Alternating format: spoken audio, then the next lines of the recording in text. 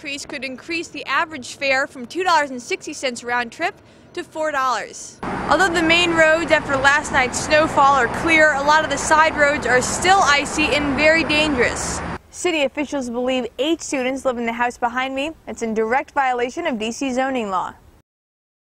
Scott Seckham gets the smoke puff machine and bee suits ready as he prepares to check up on his honeybee colonies.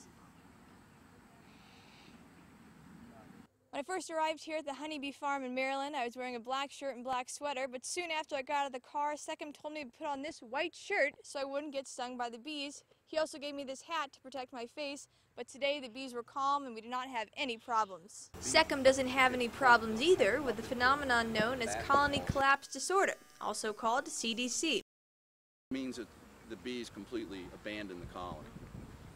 That's what it's been like for the commercial folks, the guys that run 500 or 1,000 colonies around. Seckham says small-time beekeepers like himself nurture the bees more so than farms that have thousands of hives. Therefore, his bees are less likely to fly away. What we do, we keep our stuff healthy, we keep up on the best information. A lot of us, we really baby our stuff. A decline in honeybee population could have a major impact on other agricultural industries. No honeybees, no pollination, no fruit and vegetables. No fruit and vegetables, we can't live on meat. For now, small bee operators like Seckham can just enjoy their work. Stick your finger in there. In here? Yeah, just stick your finger in there. Stick it in there real hard. Yeah, that's all honey. In Clinton, Maryland, I'm Emily Freifeld. The National Community Church, or NCC, is not your average style church in Washington. The entire church structure is based on the use of new media. David Russell is the digital pastor at NCC and in charge of digital communications. It's paramount to what we do here at NCC. For us, theaterchurch.com is our front door.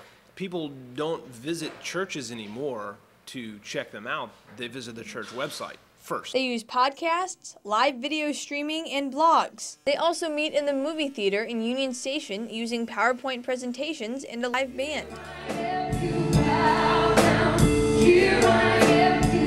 We utilize a screen. You know, we see it kind of as modern day stained glass. 70% of the audience is in their 20s and 30s. The church pastor says that this age range is much more in tune with new media and new trends.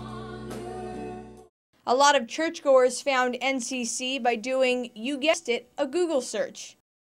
I thought it was a little odd at first, but it was more the psychology of the space rather than the space itself. Pastor Russell says the church always wants to remain aware of the latest technology.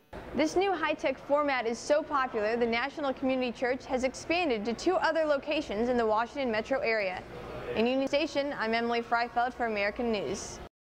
It may not look like much now, but this building has become the focal point of a local neighborhood controversy in Northwest Washington.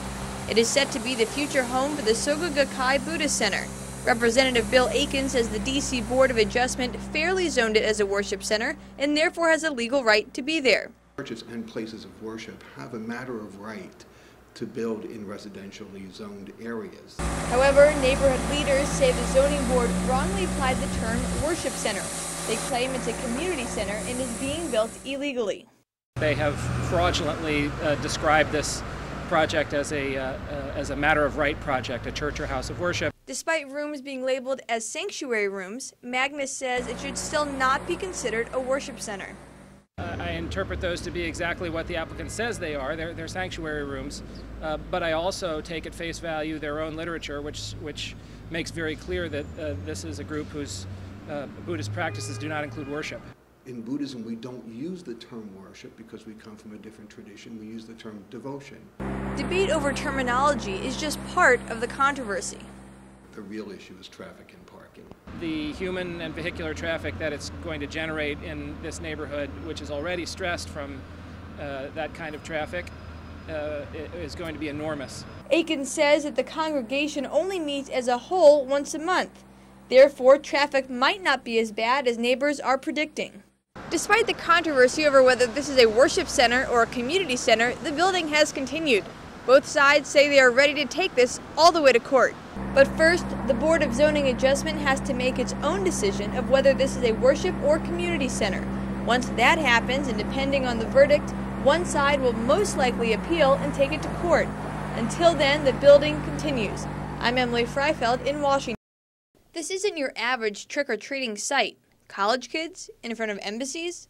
Groups of students from all colleges in the district are invited to go from embassy to embassy along Massachusetts Avenue to score candy and get a peek inside. It's a main attraction for students new to the area. Want to take this one too, though? We're out here today to kind of explore Washington, D.C. and get some candy from all these great embassies. And we heard that the best candy you get is right here at the embassy, so we just came to check it out. Students weren't too proud to dress their best for the embassies. Some were fairly original. I am the Irish Avenger. Irish Avenger, Hippie, Zorro, they were all there. Students had no problem celebrating Halloween in a traditional D.C. style. Well, we have freed a number of embassies of their candy. With so many students trick-or-treating, the embassies run out of candy pretty fast. We've gone to like 5 or 6 embassies and all of them are out of candy. We've only gotten 2 pieces of candy. Candy or no candy, students still come down and find a few embassies with some Halloween goodies. I think Iraq was my favorite. Yeah, Iraq was definitely take the top for the Finland and Korea. Korean, yeah. Korea has done very well. I've not yet found the English. The Korean embassy was the favorite among college trick-or-treaters. The reason? They had the best candy. In Washington, I'm Emily Freifeld.